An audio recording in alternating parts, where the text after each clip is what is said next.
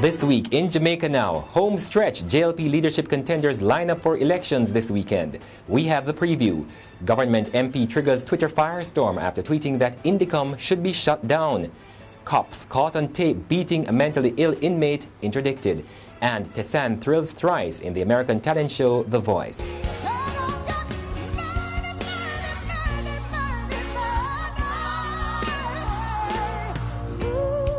The details of these and other stories coming up after the break.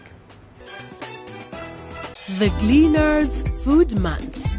Look.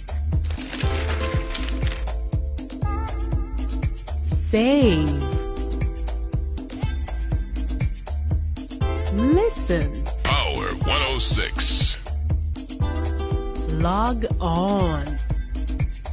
And participate. The Gleaners Food Month, celebrating food in November. I'm Damian Mitchell, and this is Jamaica Now. The contenders for the leadership of the Jamaica Labour Party hit the home stretch last week ahead of this weekend's election. Incumbent Andrew Holness is being challenged by Deputy Leader Audley Shaw. But just what's at stake? Senior Gleaner writer Gary Spalding assesses.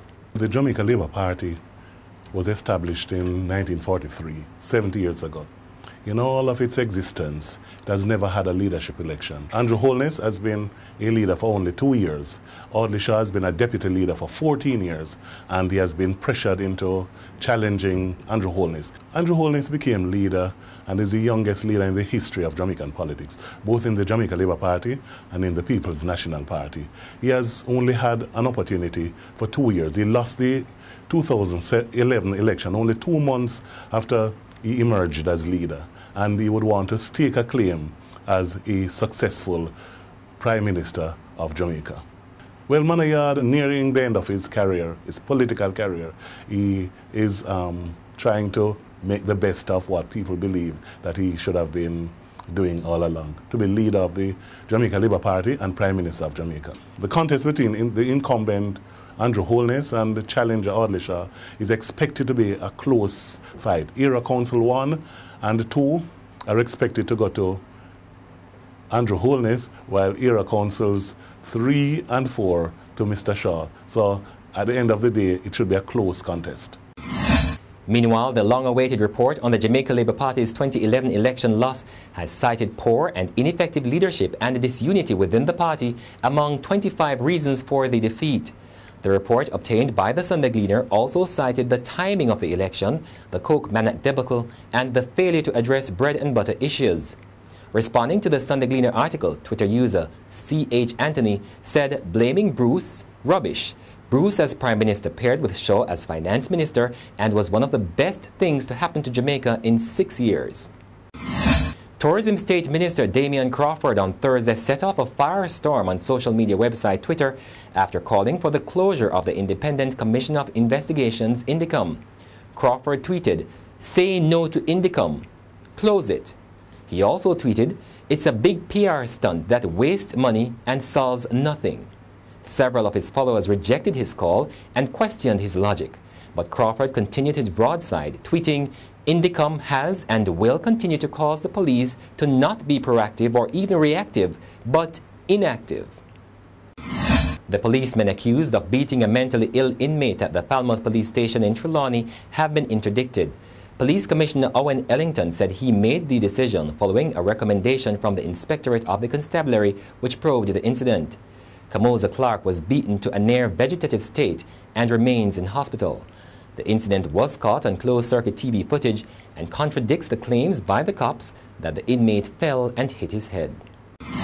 Former policeman Lysine Edwards is maintaining his innocence and says he plans to appeal his conviction and sentence for the 2003 murder of his ex-girlfriend Aldona Harris. After 10 years before the court, Edwards was last week sentenced to life in prison and ordered to serve 35 years before being eligible for parole. Moments before the sentence was handed down, Valerie Nita Robertson, one of the attorneys for Edwards, criticized prosecutors and called the case a travesty of justice. Commuters have lashed out at the Jamaica Urban Transit Company, JUTC, over its decision to discontinue bus transfers, arguing that they will have to dig deeper and find additional bus fares. The JUTC says the move is aimed at putting an end to abuses as well as plugging revenue leakages. Followers on the Gleaner's Facebook page sounded off on the issue. Diane Fagan Morrison wrote, "That's fine as long as the buses will continue straight to the final destination."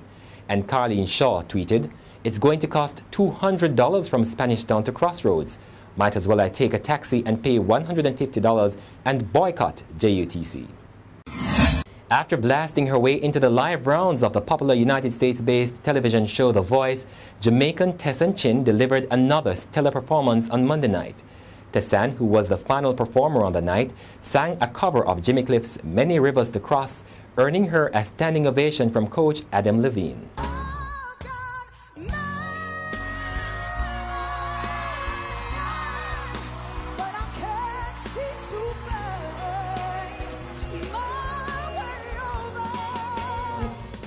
Tessanne now moves on to the next round among 11 other contestants after 8 were voted off on Thursday night.